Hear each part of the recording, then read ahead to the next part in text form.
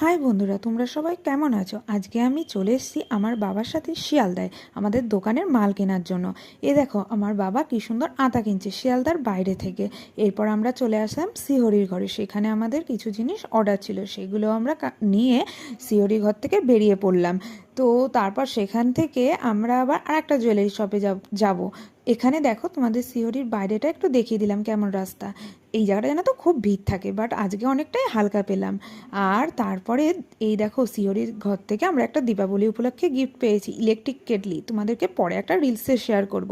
এখান থেকে দেখো ব্যাগের দোকানের পাশ দিয়ে আমরা হেঁটে চলে গেলাম জুয়েলারি শপে আর একটা নতুন।